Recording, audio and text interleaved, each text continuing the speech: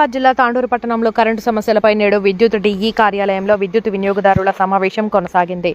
ఈ సమావేశానికి ముఖ్య అతిథులుగా CGRF చైర్పర్సన్ లలిత మరియు ఫైనాన్స్ సభ్యులు ముఖ్య అతిథులుగా హాజరయ్యారు. ఈ సందర్భంగా తాండూరు నియోజకవర్గంలో వినియోగదారులు ఎదుర్కొంటున్న కరెంటు సమస్యలను అడిగి తెలుసుకున్నారు. వినియోగదారులకు ఇబ్బందులు కలగకుండా నాణ్యమైన 24 గంటల కరెంటును మరియు అధిక బిల్లులను సవరించే విధంగా జిల్లా SE, AD, DE, AEలకు ఆదేశాలు జారీ చేసి వాటికి సంబంధించిన ఫిర్యాదులను దరఖాస్తు రూపంలో తీసుకుని వెంటనే పరిష్కరించాలని సూచించారు.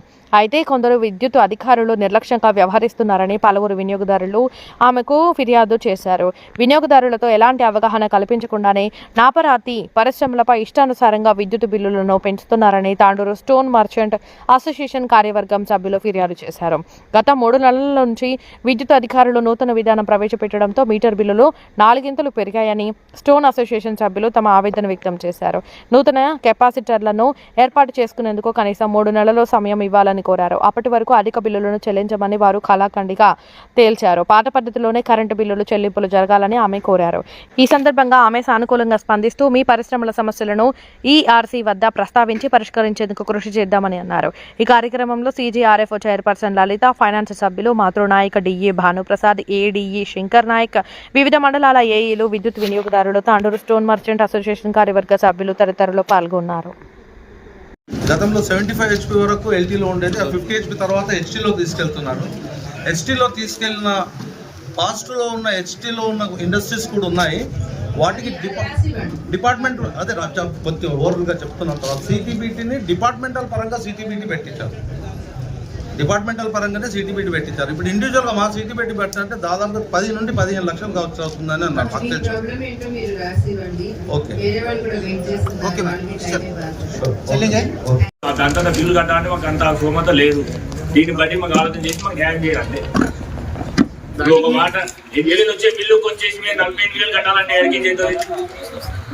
రెగ్యులర్గా మీరు మా ట్యాంక్ బిల్లింగ్ మా పాత 1 year 2 years రిపోర్ట్ చూసుకొని లేదు బిల్లులు ఎంత వస్తున్నాయి.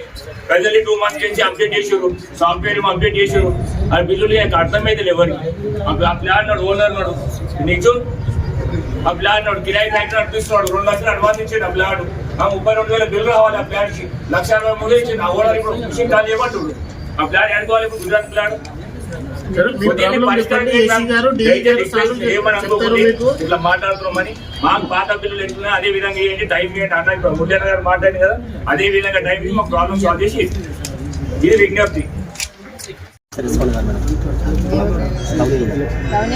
ఇప్పటికీ 9 months రెస్పాండ్ కోసమని అసలు ఫోన్ ఎత్తాడు మేడం. అసలు ఫోన్ ఎప్పుడు ఎత్తాడు రెస్పాండ్ ఇవ్వడు. సార్ అక్కడ డబ్బులు ఇస్తే అలాగే మాట్లాడతారు. మీరు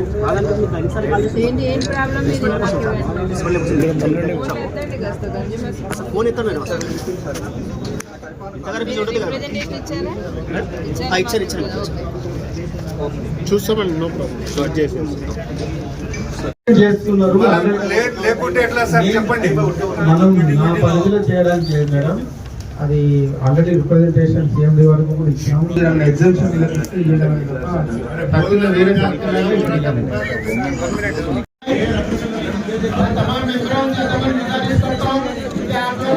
క్యాంప్ పెట్టాము ఇక్కడ. దానికి రీజనబుల్ సొల్యూషన్ ఏమి ఇవ్వగలుగుతారో అది ఇవ్వండి. ఇంకేం చేయాలనేది కౌంటర్ వేయడం కాదు మీరు చేసేది. వాళ్ళు సడన్ గా వచ్చింది వాళ్ళకి అంత బిల్లు పే చేయలేదు కదా.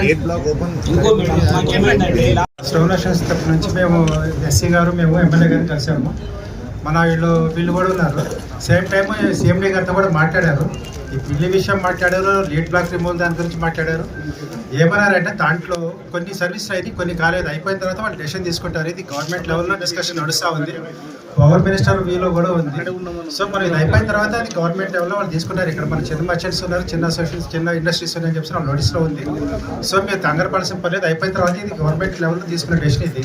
ఇక్కడ మన CGRF చైర్మన్ గారు కానీ SC గారు కానీ D గారు కానీ తీసుకునే డెసిషన్ కాదు. ఇది గవర్నమెంట్ లెవెల్లో పాలసీ డెసిషన్. ఇది ఎలక్ట్రిసిటీ రెగ్యులేషన్ కమిషన్ గవర్నమెంట్ సంప్రదించి ఇచ్చిన డైరెక్షన్ అనమాట. సో దాని ప్రకారం వాళ్ళు యాక్ట్ అవుతారు. కంగారు పడాల్సిన పని లేదు. ఇంకా మీ వేరే ఇష్యూస్ ఏమైనా మీరు రిప్రజెంట్ చేయండి. ఇప్పుడు మన అసోసియేషన్ తరఫున చెప్పిన ఇష్యూస్ ఏమన్నట్టు కానీ వాళ్ళు లెటర్ రాసేసి పర్సనల్గా మేడం గారికి ఇస్తామన్నారు. అసోసియేషన్ వాళ్ళతో పాటు మేము కూడా వెళ్తాం, ఎస్సీ గారు మేము కూడా వెళ్తాం, ఇస్తాము. సో అసోసియేషన్ వాళ్ళు మీరు కంగారు పడకండి, అవి రిప్రజెంటేషన్ ఇస్తాం సెపరేట్గా ఇవ్వండి. ఇంకా వేరే ఇండివిజువల్ కన్జ్యూమర్స్ ఇండివిజువల్గా ఏమైనా గ్రీవెన్సెస్ ఉంటే కనుక వాళ్ళు దయచేసి రిప్రజెంట్ చేసుకోండి. Thank you.